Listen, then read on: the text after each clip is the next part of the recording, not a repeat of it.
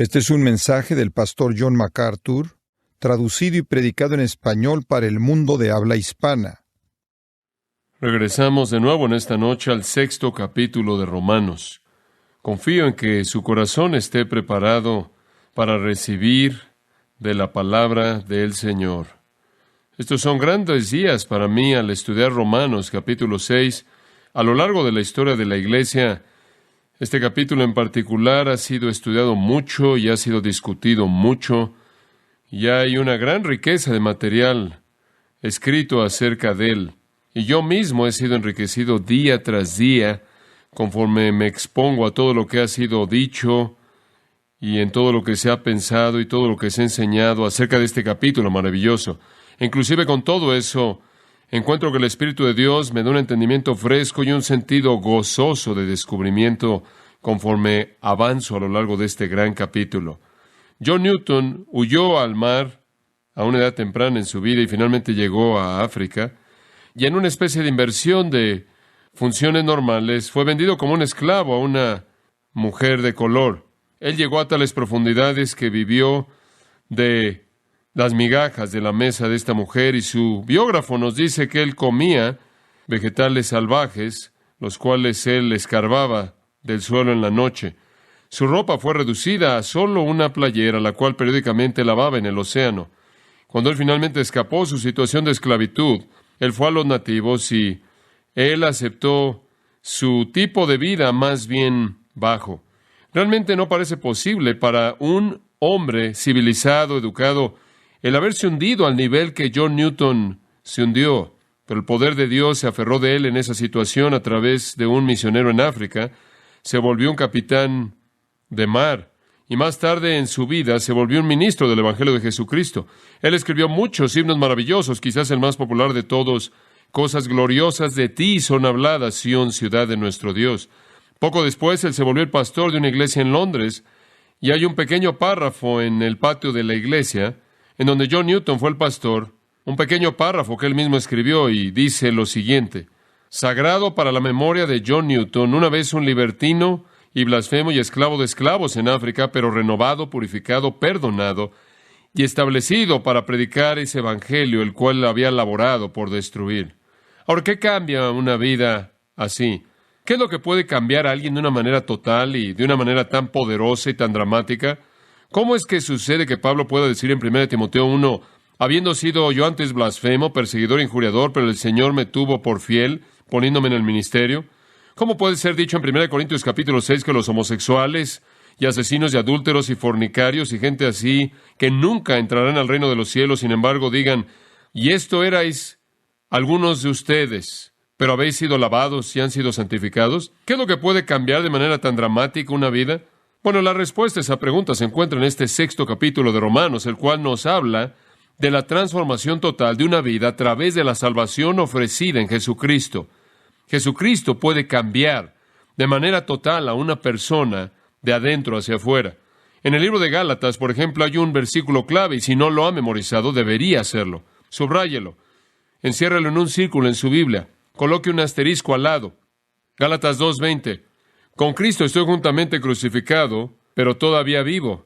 Y ya no vivo yo, mas vive Cristo en mí. Y la vida que ahora vivo en la carne, la vivo por la fe del Hijo de Dios, quien me amó y se entregó a sí mismo por mí. ¡Qué gran verdad! Con Cristo estoy juntamente crucificado, pero vivo. Mas ya no vivo yo, sino Cristo vive en mí. Un nuevo yo. El yo antiguo ya se fue, muerto. Un nuevo yo vive, uno con Cristo. El momento en el que creemos en el Señor Jesucristo, mediante un milagro divino, somos crucificados con Él. Somos sepultados con Él, morimos en su muerte y después resucitamos para vivir una vida nueva. Somos transformados, y ese es el tema que está desarrollando Pablo en Romanos 6, 7, 8. Es el resultado de la santificación. Capítulo 5 de justificación, el resultado de justificación. Capítulo 5 habla de que el primer resultado de la justificación es seguridad. Estamos seguros en nuestra salvación. El capítulo 6 nos dice que el segundo es la santidad, un nuevo yo. El capítulo 7 procede a hablarnos de otro de los resultados de la justificación, el cual es conflicto. Y veremos eso cuando lleguemos ahí. Por ahora estamos viendo el hecho de que cuando somos redimidos, nos convertimos en una persona totalmente nueva. El Señor, quien salva, hace al que Él salva santo. Esa es la razón por la que dice en 1 Corintios 1, versículo 2, a la iglesia de Dios que está en Corinto, a los santificados, hagios, santos, llamados los santos. Ahora es algo sorprendente pensar de los corintios como siendo santos, ¿no es cierto? Es sorprendente que sean llamados los santos, pero inclusive los corintios con todos sus problemas y todas sus fallas y todos sus pecados, no obstante, fueron llamados los santos, habiendo sido hechos santos en el acto de redención y salvación. Ahora, a lo largo de los primeros 5 capítulos de la epístola de Pablo a los Romanos, él ha presentado la idea de salvación por gracia a través de la fe. Y el tema dominante de todo esto ha sido la gracia de Dios, gracia superabundante. Y entonces la clave estuvo en el 5:20 y señalamos eso la última vez. Pero la ley se introdujo para que el pecado abundase, mas cuando el pecado abundó, sobreabundó la gracia. En otras palabras, la gracia salvadora maravillosa de Dios domina lo horrendo del pecado. Ahora ese es un triunfo climático, el que la gracia triunfe sobre el pecado. Ahora, habiendo dicho esto, Pablo, como cualquier buen maestro, espera cierta reacción y entonces al entrar al capítulo 6, versículo 1, nos encontramos con el antagonista. Pablo sabe que esta pregunta va a venir, sin duda alguna, así fue. Bien pudo haber sido también que algunos ahí en la ciudad de Roma estaban diciendo esto. La pregunta es, ¿qué pues diremos? ¿Perseveraremos en el pecado para que la gracia abunde? Alguien va a venir y va a decir, tu tipo de evangelio, Pablo, lleva al antinomianismo, lleva al vivir sin ley. Andas por todos lados predicando esto que dices que es gracia y estás desatando a la gente. Estás quitándole las restricciones, estás quitándole los límites y les estás dando más libertad de la que deberían tener. No puedes predicar gracia pura. De lo contrario, la gente se va a entregar al pecado y va a abusar de ella. Y entonces Pablo se está adelantando aquí a que habrá una crítica por parte de algunos que creen que esta es una enseñanza demasiado libertina, y quiero decirles que cualquier persona que verdaderamente predique el Evangelio de Jesucristo se expone a ser acusada de esto, porque de hecho la gracia es gracia. Ahora, si un predicador nunca ha sido acusado de esto, es muy probable que él está predicando ley, porque si usted predica gracia, alguien lo va a acusar a usted de quitarle las restricciones a la gente, liberarlos, y si pueden pecar y Dios va a perdonarlos de cualquier manera, entonces, hombre, ¿por qué no simplemente peca usted todo lo que quiere? Eso es inevitablemente lo que se va a preguntar. La gente que se aferra al hecho de que puede perder su salvación presenta este argumento. Bueno, ¿quieres decir que puedes salir y hacer lo que quieras y el Señor te va a perdonar? Entonces debemos pecar como locos y dejar que Dios ejerza toda la gracia que Él quiere. Y entonces el antagonista realmente está dirigiendo su antagonismo o la reacción al asunto de la gracia, la salvación de gracia. Y eso nos lleva a esta pregunta tan importante en el capítulo 6. ¿Puede una persona ser cristiana y continuar viviendo en esa misma relación al pecado antes de que fuera salvada? En otras palabras, ¿acaso la salvación lo cambia? ¿Entendió eso? ¿Acaso la salvación lo cambia a usted? Algunas personas creen que la salvación simplemente es una transacción. Dios lo escribe y cambia su destino en últimas, pero no necesariamente lo cambia usted. Lo que estamos diciendo es que la pregunta debe ser respondida. ¿Acaso la salvación realmente lo cambia usted? ¿O podemos continuar viviendo en la misma relación con el pecado que tuvimos antes? Y como dije antes, algunas personas están diciendo que la salvación no lo cambia usted y que usted realmente puede ser salvo y continuar viviendo con el mismo tipo de vida que usted vivió antes. Esto es absolutamente contrario a la enseñanza de este capítulo. Veamos la respuesta de Pablo en el versículo 2. En ninguna manera, megenoito, no, nunca, no puede pasar, no hay manera, imposible. Es la negación más fuerte que él puede dar. Y después él dice, aquí está la razón, y aquí está la clave de la sección entera. Porque los que hemos muerto al pecado, ¿cómo viviremos aún en él? Es un pensamiento indignante. Enoja a Pablo, molesta su sentido de justificación. El pensamiento de que podemos continuar pecando crea menosprecio. ¿Cómo es que los que hemos muerto al pecado, es la expresión correcta, que hemos muerto al pecado, continuaremos viviendo en él? Es una contradicción fundamental. Un creyente entonces no puede continuar en la misma relación con el pecado.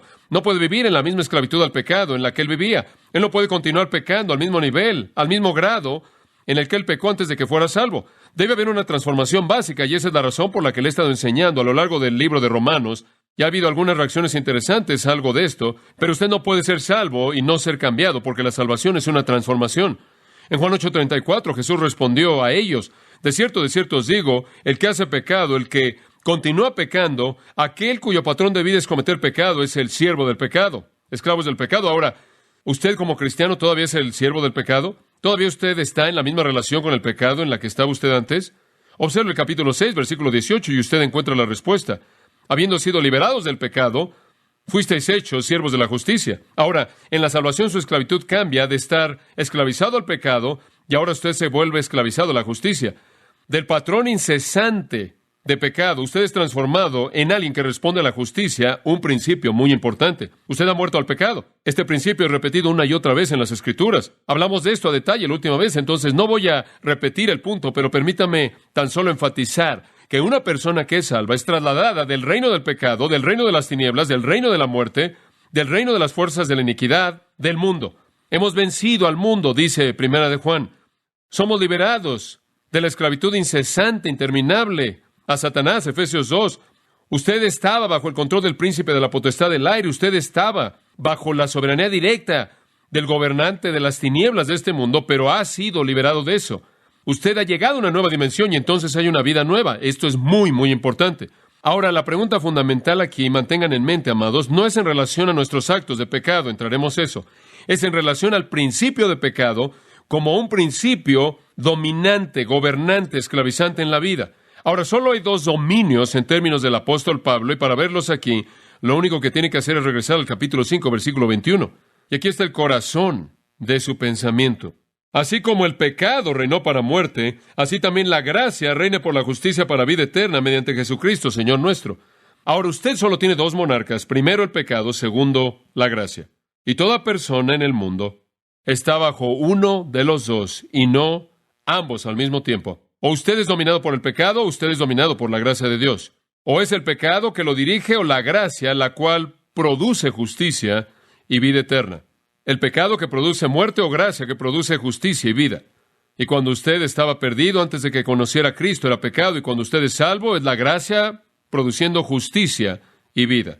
Entonces, cuando dice, ahí en el versículo 2, hemos muerto al pecado, significa que hemos muerto al reinado del pecado, hemos muerto al dominio del pecado.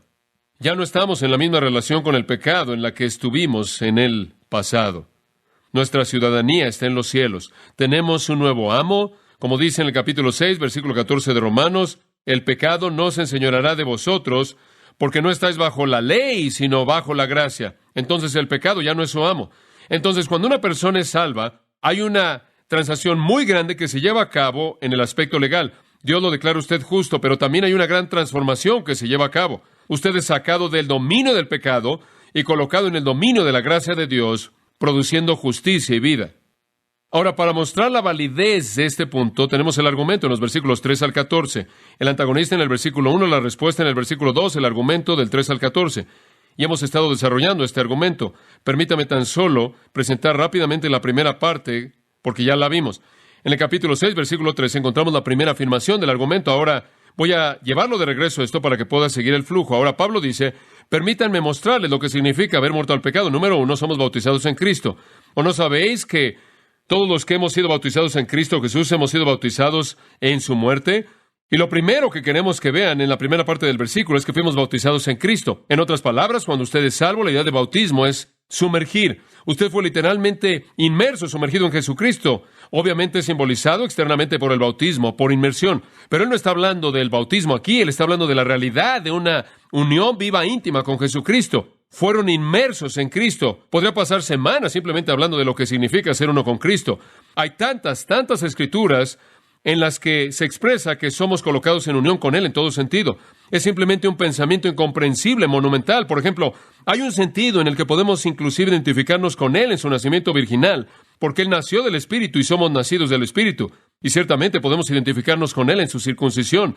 Él fue circuncidado el 8º día, y cuando Él fue circuncidado, se colocó a sí mismo bajo la autoridad de la ley, conforme Él había venido a redimir a aquellos que estaban bajo la ley.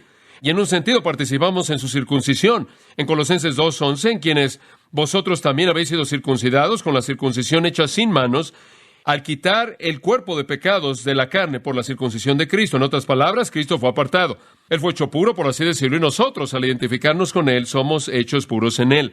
Hay un sentido en el que también podemos identificarnos inclusive con su bautismo, porque nosotros también hemos sido bautizados por el Espíritu de Dios. Podemos en un sentido ser identificados en sus sufrimientos, porque llevamos en nuestros cuerpos las marcas de Jesucristo.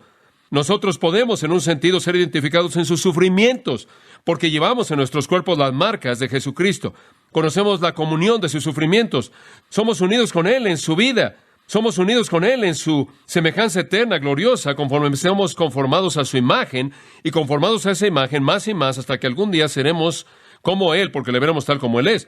Y entonces hay un sentido de nuestra unión con Cristo que podríamos simplemente estudiar por sí sola por mucho tiempo, y supongo que podría ser resumido, creo, en Hebreos 2:11. Él nos avergüenza de llamarnos hermanos. Él nos avergüenza de identificarse a sí mismo con nosotros. ¡Qué maravilloso! Entonces, en primer lugar, cuando usted se volvió cristiano, usted es colocado en unión con Jesucristo. Ahora, el segundo punto que Él presenta es que somos identificados en Cristo, en su muerte y resurrección.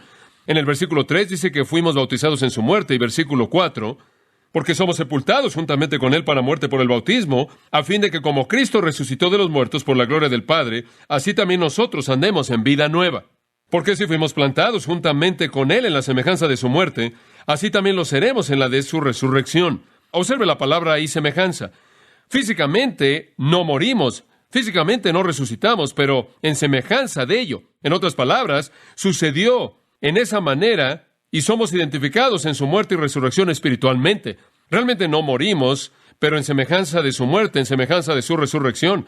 Y como vimos la última vez, el punto espiritual aquí es este, que cuando usted vino a Cristo y creyó en Él, inmediatamente, por milagro divino, usted murió.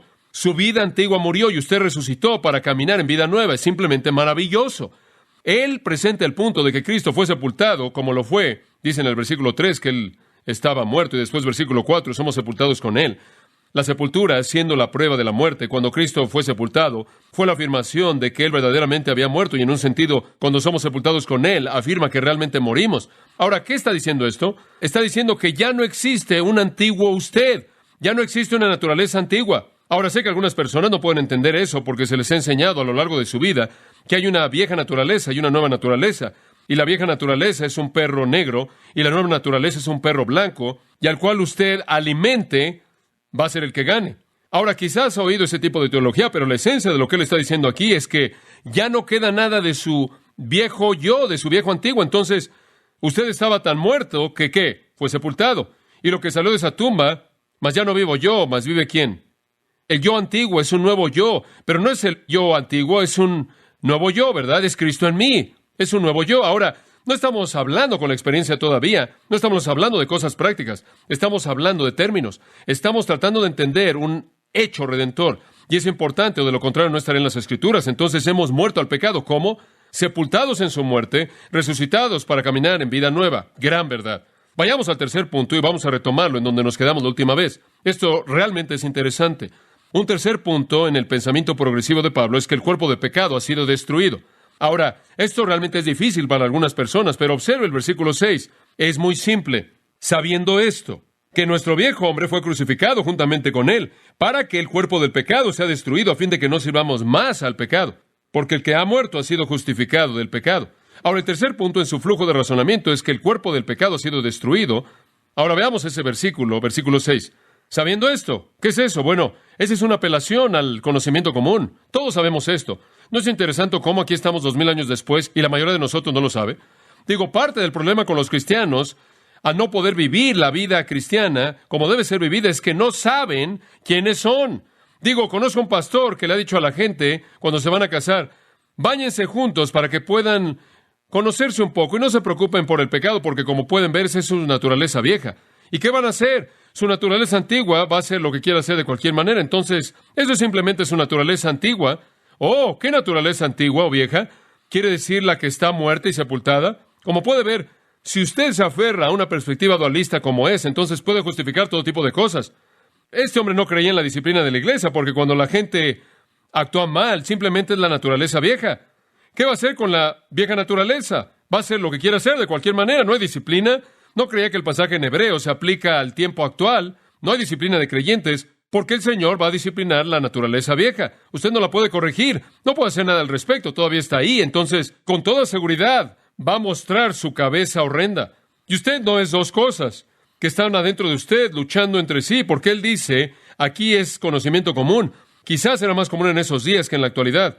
Sabiendo esto, Él apela al conocimiento común entre los creyentes, incluyendo los romanos. Esto es básico a nuestro entendimiento de nuestra redención. Esto es elemental. ¿Y qué es eso? 3 hechos en el versículo 6, cosas maravillosas. Hecho número 1. Nuestro viejo hombre fue crucificado juntamente con Él. Nuestro viejo hombre es crucificado con Él. Ahora, no solo está herido, está muerto, eso es lo que dice. Dice usted, bueno, ¿qué es el viejo hombre? ¿Qué es el viejo hombre? Bueno, me gustaría que entendiera qué es el viejo hombre. Y sabe usted, cuando quiero saber qué es lo que significan estos términos que no puedo entender, simplemente busco en la Biblia hasta que lo encuentro y normalmente desaparece. Resulta aparecer en Efesios 4:22 y aquí está una definición del viejo hombre. Efesios 4:22, observe lo que dice. Que os despojéis con respecto a la antigua manera de vivir, el viejo hombre. ¿Qué es el viejo hombre? ¿Qué es? ¿Su qué? Su vida antigua de vida. ¿Qué era? Continúe leyendo. La cual que está corrompida. ¿Qué es el viejo hombre entonces? Su vida antigua corrupta, no regenerada. Eso es lo que es. Y se presenta en contraste en el versículo 24, vestíos del nuevo hombre. ¿Cuál es el nuevo hombre? Conforme a Dios es creado, ¿en qué? Justicia y santidad verdadera. Ahora, ¿qué es usted? ¿Acaso usted es su viejo hombre y su nuevo hombre peleando? Usted nunca encontrará eso en la Biblia. ¿Usted es su naturaleza antigua y la nueva naturaleza luchando? No. Usted se ha despojado del viejo hombre, usted se ha vestido del nuevo hombre. El viejo hombre era corrupto según la lujuria engañosa, su vida antigua de vida, su estilo de vida antiguo. El nuevo es creado en justicia y santidad verdadera, expresado en los términos de Pablo a los Corintios, si alguno está en Cristo, ¿qué? Nueva criatura es. Ahora ese es el viejo hombre. Ahora regrese a Romanos capítulo 6. Espera un momento, quédese en Efesios. Quiero hacer un par de comentarios porque algunos de ustedes en cierta manera se están preguntando un par de cosas y acabo de pensar en eso, probablemente deberá aclarar algunas cosas aquí. Algunas veces el pasaje de Efesios en donde dice en el versículo 22 que despojaos de vuestra vieja manera de vivir, el viejo hombre, algunas veces eso es visto como un mandato. Y parece para algunas personas que Pablo le está diciendo aquí a ustedes cristianos, ahora cristianos, procedan a quitarse del viejo hombre. Simplemente quítense esa manera de vivir antigua, ese viejo hombre. Pero como puede ver en Romanos capítulo 6, dice que el viejo hombre ya está muerto. Entonces, ¿cómo armonizamos esto? Bueno, encaja bien en el contexto el ver el infinitivo aquí en el versículo 22, despojaos, el infinitivo en el versículo 24, vestíos, como lo que Juan Murray llama infinitivos de resultado. Y él no está solo en esto, él lo traduce de esta manera. Entonces, ustedes que se han quitado, según la antigua manera de vivir, al viejo hombre, de tal manera que no es un mandamiento, sino una afirmación de un hecho. El obispo Handley Mull hace mucho tiempo tradujo este versículo diciendo que fuisteis enseñados en Cristo con respecto al hecho de que su viejo hombre fue hecho a un lado. Martin Lloyd-Jones lo traduce, no continúen viviendo como si todavía fueran ese viejo hombre, porque ese viejo hombre ha muerto. Ya no sigan viviendo como si todavía estuviera ahí. Ese es el punto. Y creo que estamos respetando el idioma original y estamos haciendo que Pablo sea coherente cuando vemos esto no como un mandato, sino como una afirmación de un hecho. Él está diciendo, ustedes en el versículo 20, ¿no han aprendido eso de Cristo? ¿No aprendieron de Cristo el continuar en su pecado? Se han despojado de la vida antigua, el viejo hombre, y vístanse del nuevo hombre. Pero aún si quiere pelear hasta la muerte por el hecho de que este es un mandato en el pasaje, entonces simplemente exalta el hecho anterior de que si es verdad que usted de hecho se ha despojado, se ha quitado al viejo hombre, si usted de hecho ha visto la muerte del viejo hombre, entonces ciertamente en práctica debería estar viviendo de esa manera. Y hablaremos más de eso en el futuro, pero estoy cómodo con el hecho de que aquí Pablo está haciendo afirmaciones de hechos. Observe Colosenses 3, 9 y 10. Porque aquí está lo que para mí es tan convincente acerca de la interpretación apropiada de Efesios. Colosenses es un libro paralelo, y Colosenses trata en un sentido paralelo con Efesios. Usted lo sabe, si ha leído los dos libros, realmente son un paralelo el uno del otro, y en Colosenses 3:9, no mintáis los unos a los otros, habiéndoos despojado del viejo hombre con sus hechos, y revestido del nuevo. Esa es una afirmación de una definición acerca de un cristiano, debido a que han hecho eso. Ahora regresemos a Romanos 6:6 y veamos si esto no es coherente. Ya nos hemos quitado al viejo hombre. ¿Por qué? Romanos 6:6.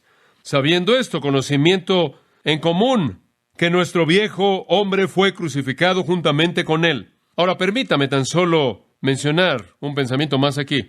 La palabra viejo en español podrá venir de dos palabras griegas, arcaios, de la cual obtenemos arcaico, o palaios.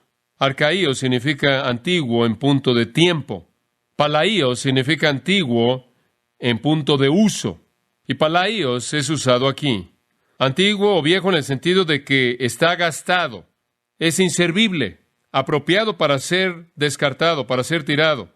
Es el viejo hombre en ese sentido, el hombre inservible, el hombre inapropiado, el hombre solo apropiado para el montón de desechos, la persona que éramos antes de la salvación, condenados, depravados, no regenerados, inservibles. Entonces, ¿qué es el viejo hombre? Es la naturaleza no regenerada. Es descrita en el capítulo 5, es el hombre en Adán.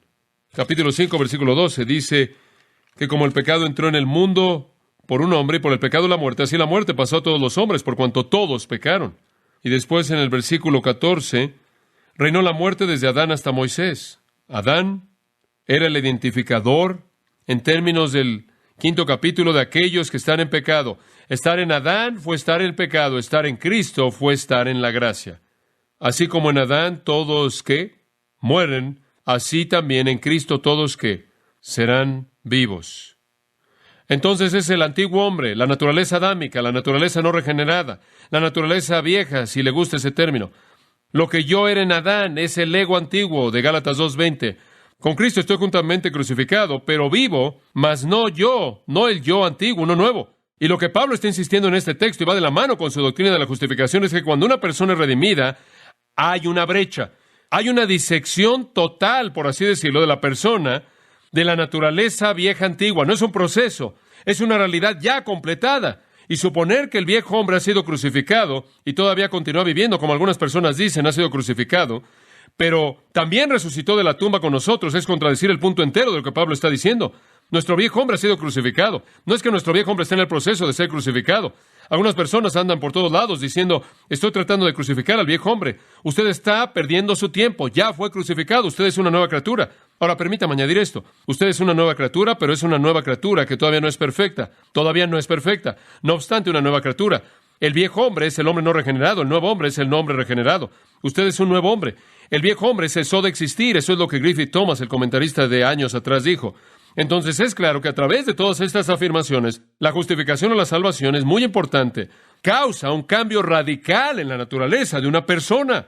Entonces, cuando alguien viene y están viviendo en la misma relación antigua con el pecado, bajo la misma tiranía antigua del pecado, con el mismo estilo de vida viejo, no importa lo que digan, la realidad es que no ha habido un cambio radical que se puede ver en la realidad de quienes son, que no han sido redimidos. Muy importante, es verdad sustancial. El viejo hombre, la naturaleza pecaminosa está muerta y la nueva naturaleza santa nace.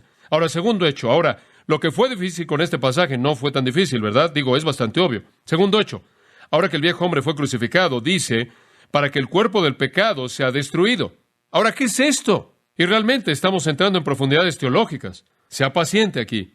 Para que el cuerpo del pecado sea destruido. ¿Qué es esto? ¿Quieres decir que cuando me volví cristiano el cuerpo de pecado fue destruido? Bueno, eso es lo que dice. Dice usted, no creo que soy cristiano. Digo, nunca supe lo que era el pecado antes de que fuera salvo. Ahora que soy salvo, lo único que puedo ver es pecado. ¿Qué es lo que me estás diciendo? ¿Me estás diciendo que debo ser perfecto? Bueno, veamos lo que quiere decir. El cuerpo del pecado se ha destruido. Ahora, Pablo concibe el pecado como asociado con el cuerpo. Digo, es obvio. Si usted sigue su argumento hasta el capítulo 8, él habla, capítulo 8, versículo 10, si Cristo está en vosotros, el cuerpo está muerto debido al pecado. Versículo 11, si el espíritu de aquel que resucitó a Jesús de los muertos mora en vosotros, el que resucitó a Cristo de los muertos también dará vida a vuestros cuerpos mortales por su espíritu que mora en vosotros. Capítulo 8, él definitivamente está hablando de un cuerpo mortal, un cuerpo físico, él lo conecta con el pecado. En el versículo 3, él dice, pero si vivís según la carne moriréis, pero si por el espíritu hacéis morir las obras de la carne, lo cual parecen ser obras pecaminosas, viviréis. En el versículo 23 dice, no solo ellos, sino también nosotros tenemos las premisas del Espíritu. Nosotros gemimos dentro de nosotros mismos, esperando la adopción, que es la redención de nuestro cuerpo. En otras palabras, enfrentamos el hecho de que mientras que estemos en este cuerpo, tenemos un problema con el pecado. Entonces, el cuerpo está conectado con el pecado en el pensamiento de Pablo, no solo en Romanos 8, sino en muchos otros lugares. Permítame tan solo decir, para ahorrar mucho tiempo, al estar enfrentando todo punto de vista de toda persona, que la expresión el cuerpo de pecado es mejor visto como refiriéndose a nuestra naturaleza humana bajo el dominio absoluto y control del pecado. Muy bien, como condicionado y controlado por el pecado. Es aparentemente un genitivo de posesión. El cuerpo de una persona antes de la salvación está bajo posesión total y absoluta de la naturaleza pecaminosa. Entonces usted tiene al viejo hombre controlando el cuerpo. y por cuerpo, no creo que necesariamente solo estamos hablando del cuerpo físico, pero creo que estamos hablando de naturaleza humana, la cual, claro, se manifiesta a través de nuestros cuerpos físicos. Y entonces, debido a nuestra unión en la muerte de Cristo, el cuerpo del creyente ya no es la posesión del pecado, ya no está controlado y condicionado y dominado únicamente por el pecado, y creo que eso es lo que Pablo tiene en mente. Estoy tratando de cubrir muchas cosas y mi mente está llena de ellas, espero que no deje nada fuera. Pero 1 Corintios 6 viene a la mente, versículo 19. ¿O ignoráis que vuestro cuerpo es el templo del Espíritu Santo, el cual está en vosotros, el cual tenéis de Dios, y que no sois vuestros, porque habéis sido comprados por precio? Glorificad pues a Dios en vuestro cuerpo. Y es ese texto de fornicación en donde está diciendo, miren, su cuerpo ya no está bajo el dominio del pecado, ya no está condicionado y está controlado de manera absoluta y total por el principio de pecado, y entonces no deben ceder a eso porque su cuerpo ahora está bajo el control del Espíritu Santo. Es lo mismo, creo, que Pablo tiene en mente más adelante en Romanos capítulo 12, en donde él señala el hecho de que debemos presentar nuestros cuerpos en sacrificio vivo, santo y aceptable a Dios como un acto de adoración espiritual. Entonces, creo que la mejor manera de ver esto, algunos comentaristas lo ven, como si el cuerpo representara la masa del pecado. Yo, en cierta manera, me inclino a la idea de que se está refiriendo aquí al hecho de que nuestro viejo hombre ha sido crucificado, el cual, como resultado, ha destruido el dominio del pecado sobre nuestra naturaleza humana. No estamos diciendo ahora que el cuerpo es malo todo el tiempo y únicamente malo. Eso no es verdad. No veo eso. Veo al cuerpo como potencialmente bueno. ¿De qué otra manera podría ser ofrecido a Dios como sacrificio? ¿De qué otra manera nuestros cuerpos podrían ser entregados a Él para el uso de Él? Pero en nuestra naturaleza humana, antes de que fuéramos salvos, el pecado dominaba de manera total, controlaba de manera total. Dice usted, bueno, ya que soy salvo, ¿en qué consiste esto? El pecado ya no está en control. Ya no es el tirano. Ya no está a cargo. Ya no es el soberano. Usted ya no es su esclavo. Y esa es la razón por la que es tan torpe pecar. Porque usted no tiene que pecar. ¿Se da cuenta? La tiranía está quebrantada. En el capítulo... Bueno, permítame guardar eso. No quiero darles demasiado. Bueno, le voy a decir, Romanos 7:23. Simplemente lo tengo que hacer. Estoy disfrutando entender todo esto en mi mente. Pablo ve a su cuerpo y dice, veo una ley en mis miembros, que se revela contra la ley de mi mente y que me lleva cautivo a la ley del pecado, que está en mis miembros. ¿Qué quiere decir con eso? El pecado que está en mis miembros. Después, allá atrás en el versículo 18, y yo sé que en mí, esto es en mi carne, no mora el bien. En ambos casos, creo que él está viendo a su humanidad, su naturaleza humana, es su naturaleza humana. De manera innata, en esa naturaleza humana está el potencial para el pecado y la maldad. Son instintos, son inclinaciones, son propensidades que se convierten en puentes para el ataque del enemigo que nos llevan al pecado. Entonces el cuerpo, creo yo, en la terminología de Pablo, es básicamente el puente de ataque, es el vehículo mediante el cual el pecado se manifiesta a sí mismo. Y entonces la persona no regenerada en su naturaleza humana está totalmente controlada por el pecado. Permítame decirlo de otra manera. Una persona no regenerada no puede hacer nada realmente bueno. Como le dije hace algunos meses atrás, él puede ser bueno o malo, pero no bueno. En otras palabras, él puede ser bien humano, que no es bueno en lo que a Dios concierne. Eso es malo bueno. Pero él no puede ser bueno, lo cual es bondad, que no solo es buena conforme alcanza a los hombres, sino que es buena conforme alcanza a Dios, porque el motivo es glorificarlo y la fortaleza se encuentra en el poder del Espíritu de Dios. Entonces, cuando usted se convirtió en cristiano, de acuerdo con el versículo 6, esa tiranía dominante del pecado sobre el cuerpo es quebrantada. Ya hay un nuevo agente controlador. Vaya al versículo 16 de Romanos 6. ¿No sabéis que si os sometéis a alguien como esclavos para obedecerle, sois esclavos de aquel a quien obedecéis, sea del pecado para muerte, o sea de la obediencia para justicia? Ahora de pronto usted se ha entregado a Dios, y Dios es el monarca, y Dios es el gobernante. Versículo 17. Pero gracias a Dios, que aunque erais esclavos del pecado, habéis obedecido de corazón aquella forma de doctrina a la cual fuisteis entregados, y libertados del pecado, vinisteis a ser siervos de la justicia. Como puede ver, tiene un nuevo monarca, tiene un nuevo señor, tiene un nuevo amo. El pecado ya no es el factor total, absoluto, controlador. Gálatas 5:24. Y los que son de Cristo han crucificado la carne con los deseos y concupiscencias. ¿Escuchó eso? Ahora esa es una afirmación posicional. Tiene manifestaciones prácticas que veremos conforme avanzamos, pero simplemente estoy tratando de decirle quién es usted en este momento. Más adelante hablaremos de cómo debemos conducirnos, pero la carne ha sido matada en términos de su tiranía, en términos de su dominio. No necesariamente está listo para escuchar esto en términos de su presencia. Martin Lloyd-Jones solía dar una ilustración de esto. Él decía que habían dos campos en un pequeño camino en medio, y toda su vida antes de que conociera a Cristo, él vivió en el campo por aquí. Satanás era la fuerza dominante en ese campo, y Satanás le dictaba qué hacer y le decía lo que debía hacer, y su naturaleza humana y su carne y su cuerpo eran usados para el pecado. Y después, por la gracia de Dios, él cruzó al campo nuevo. Y ese campo está bajo el dominio del Señor Jesucristo y es controlado por la justicia y por la santidad. Y ese es el nuevo gobernante y el nuevo monarca. Pero él dijo, siempre parecía tener dificultad, porque seguía oyendo a Satanás del otro lado del camino, dándome órdenes.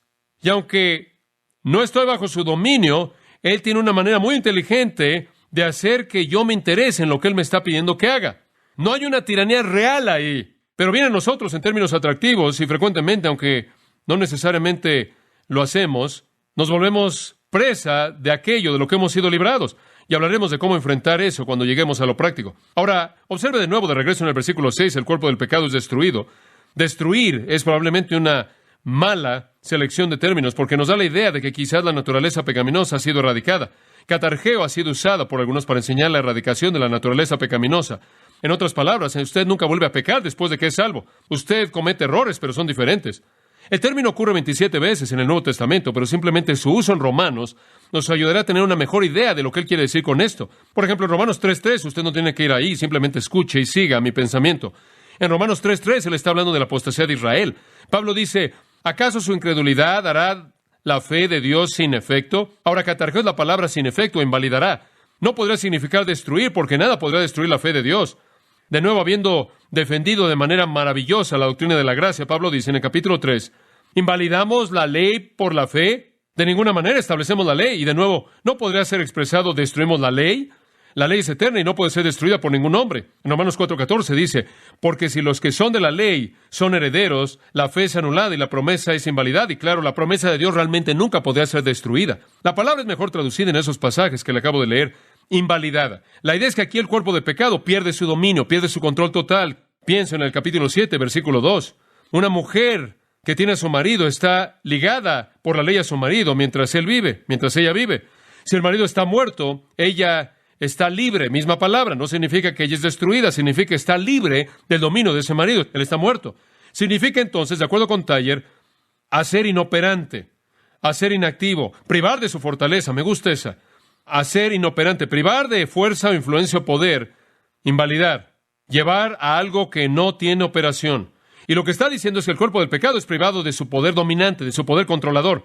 Creo que realmente Phillips tradujo bien el pensamiento y la intención del versículo, que nunca olvidemos que nuestros viejos hombres murieron con él en la cruz para que la tiranía del pecado sobre nosotros pudiera ser quebrantada.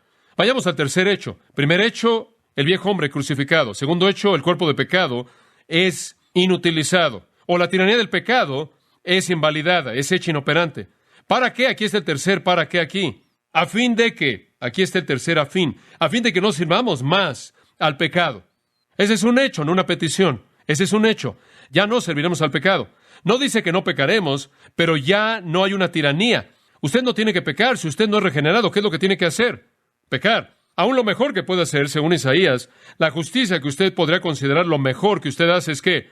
Trapos de inmundicia. Entonces la tiranía del pecado es dominio total, pero en la crucificación de Cristo y nuestra muerte en Él, el viejo hombre muere. El cuerpo del pecado es hecho inoperante en términos de su tiranía, y ya no estamos bajo esclavitud al pecado, duleuo, ser esclavizados, ser esclavos, ya no somos esclavos al pecado, y eso es lo que le leí en el 6:17 hace un momento, y en el 16 al 18 particularmente, hemos sido liberados del pecado y nos hemos vuelto siervos o esclavos de la justicia.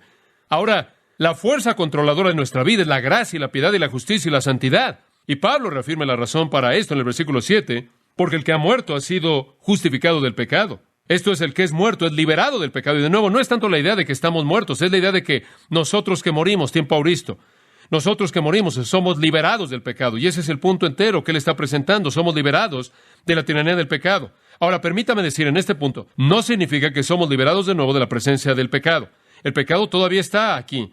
Y mientras nuestra naturaleza humana esté aquí, mientras nuestra carne esté aquí, vamos a tener que luchar con eso. Mientras que podamos oír todavía la voz de Satanás gritando desde el campo que está al otro lado del camino, y mientras que todavía tengamos algunas de esas inclinaciones humanas y propensidades, vamos a tener algunos problemas. Pero su punto aquí es que al morir con Cristo, el pecado ya no está reinando, no está gobernándonos, simplemente una verdad muy, muy importante. Y creo que simplemente vamos a añadir como un comentario aquí al margen, que esa es la razón por la que si un cristiano peca, él es responsable porque el pecado ya no tiene la tiranía. 1 Pedro 4, simplemente para traer a Pedro aquí en el panorama, para que usted sepa que él enseñó lo mismo, porque así como Cristo sufrió por nosotros en la carne, armaos del mismo pensamiento, porque el que sufrió en la carne ha dejado el pecado, ha cesado de pecar. Y Pedro se está alineando con la muerte de Cristo, y él está diciendo, de hecho, que al ser crucificado con Cristo, usted ha cesado de pecar. Ella no debe vivir el resto de su tiempo en la carne para las concupiscencias de los hombres, sino para la voluntad de Dios. De nuevo, Pedro está diciendo, 1 Pedro 4, 1 y 2, que la tiranía y la esclavitud del pecado ha sido quebrantada. Ahora, sería un buen comentario al margen ver Romanos 7:20 por tan solo un momento. ¿Qué sucede cuando peca? ¿Quién es? Simplemente escuche esto. Ahora, si hago lo que no quiero, ya no soy yo el que lo hago. Bueno, ¿qué estás diciendo? No es el nuevo yo, no es la nueva persona, no es el nuevo hombre, la nueva creación, sino ¿qué es? El pecado que mora en mí. El nuevo yo ha sido liberado del pecado. El nuevo yo es una nueva creación. El nuevo yo es la naturaleza divina maravillosa, como Pedro la llama, plantada en la vida del creyente. El nuevo yo es Cristo en usted, la vida de Dios y el alma del hombre. No es eso lo que está pecando. Es ese pecado que todavía está con nosotros, que rodea al nuevo yo, esa naturaleza humana que está ahí, que se vuelve todavía el puente por el que el pecado entra, pero no tenemos que pecar porque la tiranía está quebrantada. Esa es la esencia. Una persona justificada es liberada del pecado. Ahora veamos un cuarto principio rápidamente. Es uno muy simple. Un cuarto principio. Primer principio, somos bautizados en Cristo. Segundo, somos bautizados en la muerte y resurrección de Cristo. En tercer lugar, el cuerpo del pecado es hecho inoperante o ya no está bajo control. Y ahora, permítame darle un cuarto. La muerte de Cristo fue una muerte al pecado. La muerte de Cristo fue una muerte al pecado. Ahora, sean pacientes, versículo 8. Aquí está el resumen de lo que él dijo. Y si morimos con Cristo, si hemos muerto de nuevo, misma idea realmente, y si morimos con Cristo, creemos que también viviremos con Él, sabiendo que Cristo, habiendo resucitado de los muertos, ya no muere, la muerte no se enseñorea más de Él. Porque en cuanto murió, el pecado murió una vez por todas. Mas en cuanto vive, para Dios vive. ¿Cuántas veces murió el pecado? Una vez. Y vive para Dios. Ahora, aquí en el versículo 8, para comenzar, usted tiene las mismas ideas que tenemos en el versículo 3 y versículo 5. Hemos muerto con Cristo y ahora hemos resucitado en una nueva vida con Cristo. Esta es una certeza. Él dice, creemos que también viviremos con Él. Y el tiempo futuro no apunta, no creo, al cielo. Creo que apunta a certeza de aquí y ahora, a lo largo de la eternidad en el cielo. Participamos en la misma vida santa que nuestro Señor vive ahora y para siempre. Después, versículo 9 de nuevo, edificando sobre el mismo pensamiento, sabiendo que Cristo, habiendo resucitado de los muertos, ya no muere, la muerte no se enseñorea más de Él. En otras palabras, hemos muerto una vez en Cristo. Resucitamos para caminar en vida nueva. Estamos ciertos de eso para siempre, porque el versículo 9 dice que Cristo nunca va a volver a morir. ¿Por qué? Porque el dominio del pecado fue quebrantado la primera vez, ¿verdad? Fue quebrantado la primera vez. ¿Y cómo sabemos eso? ¿Cómo sabemos que Cristo realmente rompió el poder del pecado la primera vez y la única vez que Él murió? ¿Cómo sabemos eso? Porque Dios que lo resucitó de los muertos. Y cuando Él salió de la tumba, Él mostró que Él había quebrantado el dominio del pecado, debido a que el poder del pecado, el aguijón del pecado, el ejecutor del pecado es la muerte. Y cuando Él conquistó la muerte, Él mostró que Él de hecho había conquistado el pecado. Fue una victoria decisiva, completa y final. Nada será añadida a la misma, nunca. Y después el clímax en el versículo 10, y vamos a detenernos con el versículo 10, y aquí está la clave. Porque en cuanto murió, al pecado murió una vez por todas, mas en cuanto vive, para Dios vive. Ahí hay dos elementos que quiero que vea, y después vamos a cerrar. Ya ha sido maravilloso su paciencia a lo largo de esta parte difícil. En primer lugar, Él murió una vez, una victoria que no necesita repetición. Versículo 9 dice, ya no muere. ¿Por qué? Porque la muerte ya no tiene más poder. Él ha quebrantado ese poder. Este es un principio muy, muy importante para el escritor del libro de Hebreos. El escritor de Hebreos nos muestra cómo en el Antiguo Testamento tenía que matar animal, y después otro animal, y otro animal, y otro animal. Simplemente seguía, y seguía, y seguía, y seguía. Y él presenta un contraste maravilloso. Y él dice que Cristo, el Cordero de Dios, el sacerdote del Dios Altísimo, el verdadero sacerdote, y la verdadera ofrenda, ofreció sacrificio por el pecado una vez, ¿verdad? Una vez. Y por esta ofrenda, él dice, él perfeccionó para siempre a los santificados.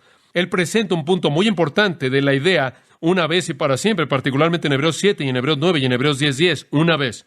Entonces, cuando Cristo murió una vez, salió de la tumba. Él mostró que le había quebrantado el poder del pecado. Entonces, cuando creemos en Él y somos colocados en su muerte y resurrección, nosotros también hemos quebrantado el poder del pecado permanentemente y nunca volverá a hacer demandas de nosotros. Nunca volverá a ser nuestro tirano. Después hay un segundo pensamiento en el versículo 10 con el que quiero cerrar. Y esta es la clave para aclarar algunos de sus pensamientos que van a ayudarnos a entender todo esto. Porque en cuanto murió, al pecado murió. ¿Qué significa eso? Los teólogos han luchado en esa frase, al pecado murió. ¿Qué significa? Morimos al pecado en el versículo 2, allá atrás. ¿Cómo es que nosotros habremos muerto al pecado y Él murió al pecado en el versículo 10? Ahora, ¿qué significa que morimos al pecado? Bueno, lo que sea que significa que morimos al pecado, significa que Él murió al pecado. En la manera en la que Él haya muerto al pecado, nosotros morimos al pecado. ¿Qué significa? ¿Cómo es que la muerte de Cristo puede ser una muerte al pecado y nuestra muerte puede ser una muerte al pecado? Sea lo que signifique para nosotros, significa para Él. Sea lo que signifique para Él, significa para nosotros. Y tenemos que entender esto. Algunos han tratado de enseñar que cuando dice morimos al pecado, significa que ya no somos sensibles al pecado.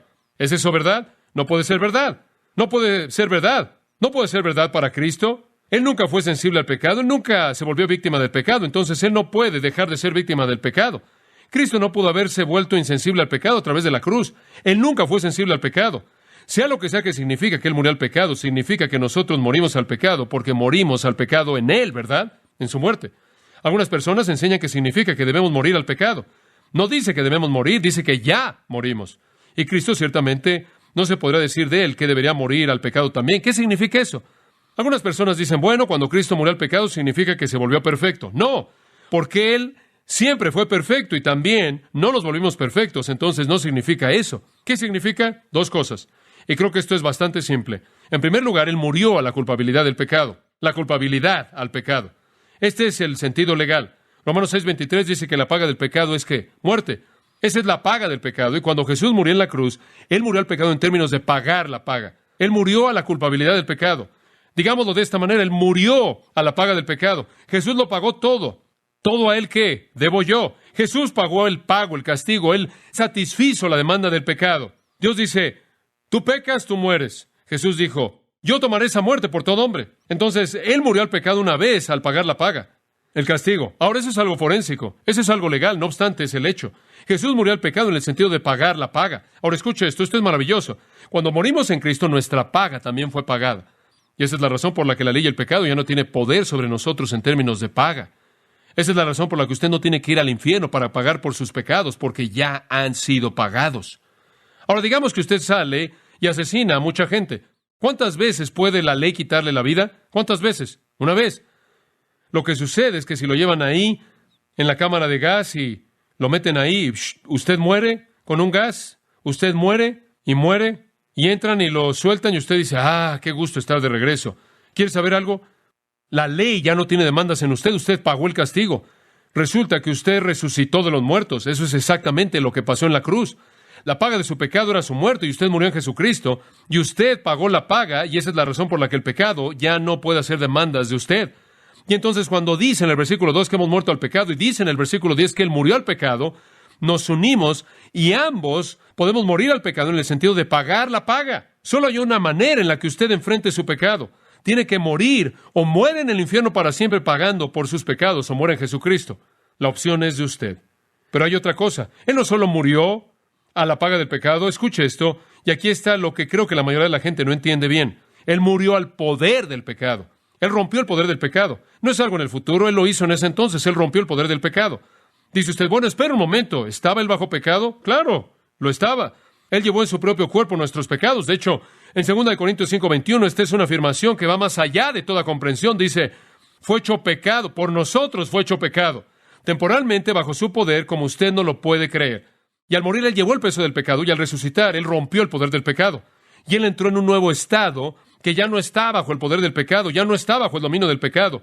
Y usted y yo salimos de esa tumba con Él, y ya no estamos tampoco bajo su poder. Nosotros ya no pagamos su paga, su castigo, ya no estamos bajo su poder. Entonces, una muerte doble al pecado. Creo que eso es exactamente lo que Augusto Toplady tenía en mente cuando escribió el himno conocido, Roca Eterna. Y una de las líneas es, ser del pecado la doble cura, salvado de la ira, y me hace puro. ¿Lo oye? En la muerte de Cristo, conforme creemos en Él, morimos. Y somos salvados de la ira porque morimos de la paga en Él. y somos hechos puros debido a que morimos del poder en Él. Resumiéndolo, el doctor Needham ha escrito un libro interesante llamado Derecho de Nacimiento, que trata con algunas de estas cosas y dice, y cito, un cristiano no simple es una persona que recibe perdón, que va al cielo, que recibe el Espíritu Santo, que recibe una nueva naturaleza. Mucha atención, subraya esto. Un cristiano es la persona que se ha vuelto a alguien que no era antes. Un cristiano en términos de su identidad más profunda es un santo, un hijo nacido de Dios, una obra maestra divina, un hijo de luz, un ciudadano del cielo. No solo posicionalmente, lo cual es verdad en la mente de Dios, pero no verdad de hecho aquí en la tierra. No solo judicialmente, una cuestión del registro de libros morales de Dios, sino de hecho. Convertirse en cristiano no es solo obtener algo sin importar lo maravilloso que ese algo sea. Es convertirse en algo. Fin de la cita. Y entonces regresemos a John Newton. Escuche lo que dijo. El mismo hombre con el que comenzamos. No soy lo que debo ser. No soy lo que deseo ser. Ni siquiera soy lo que espero ser. Pero por la cruz de Cristo, no soy lo que fui. Oremos. Padre, nos sentimos como si nuestras mentes frágiles han sido estiradas hasta el punto de romperse. Ayúdanos por fe a aceptar lo que podemos entender y dejar el misterio en la eternidad. Es suficiente saber que la tiranía del pecado es quebrantada en la salvación y que los hombres son redimidos para vivir en santidad y que no podemos tener la misma relación con el pecado que antes tuvimos. Y cualquier persona que cree que puede continuar pecado de la misma manera para que la gracia abunde, no entiende la redención. Gracias por la realidad, no solo la verdad posicional y el hecho judicial, sino la realidad de que somos nuevos, totalmente nuevos, criaturas nuevas, aptas para la eternidad. Padre, ayúdanos, aquellos que hemos sido liberados del pecado, a ya no escuchar su voz, sabiendo que no necesitamos hacerlo, porque ahora estamos bajo el liderazgo del Señor por gracia, a través de la justicia para la santidad. Ayúdanos, conforme continuamos en este capítulo maravilloso, para ver el desarrollo de tu descripción de lo que es ser un cristiano. Gracias porque tú transformaste a John Newton y que él fue totalmente transformado. Gracias también porque él reconoció que aunque no era lo que antes era, todavía no era lo que debía ser. Ayúdanos, Padre, a nosotros que somos nuevos, a escucharte